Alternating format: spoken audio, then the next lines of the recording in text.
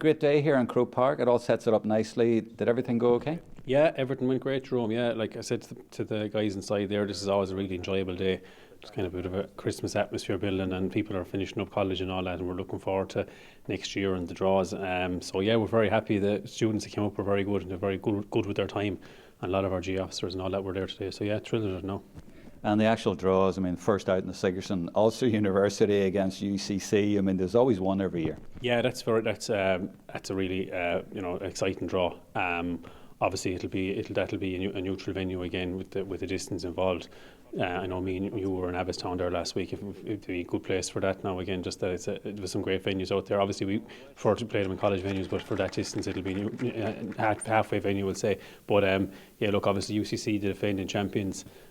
This time last year, and I don't think they were maybe expecting themselves to go as well as maybe they were, but they weren't a team that screamed out at you, but they got really strong as the year went on, and were very good champions in the end. And obviously University of Ulster are waiting since 2008, I think it is, to win back the Sigerson, so they'll be going hard for that. Yeah, we saw them last week, but University of Galway won that really well in the end, and they've got a home game against TU Dublin. Yeah, Galway now are very strong the last number of years. Obviously they won the Sigerson 2 years ago.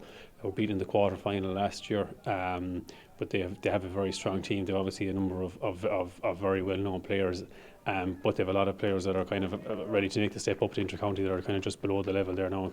Obviously they'll be looking for the Sigerson campaign for them guys to give them a bit of a profile, but they have a very strong team, and they have a settled management. The lads are there for a good while, Morris Sheridan and a few more of them, so they'll obviously be pushing really hard again this year.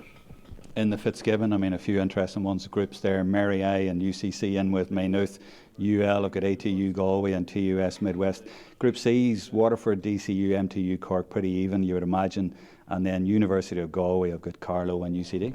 Yeah, and again, Galway have played Carlow a good bit over the last number of years. Galway played UCD in the first round 2 years ago. So I think the UL group there is the same group as was last year. And obviously when you have 12 teams, you tend to have a lot of the teams will play each other maybe 1 year, every year or every other year. So there are a lot of teams there who are used to playing each other over the last number of years. And I mean, obviously UL have won the last 2 years, and they're probably, in a lot of people's eyes, strong favourites, but we should have a very good Fitzgibbon competition this year. There's a lot of very even teams there, and every team in the group will be pushing hard that they feel have a chance of making a quarter final at least. And just finally, Electric Ireland back for another year. They're long-term sponsors at this point, and they have the first-class rivals hashtag, and they really invest. The Rising Stars Team of the Year. They're here today in force. I mean, they have been great partners for you. They have, yeah. They're fantastic partners, and they're great working with.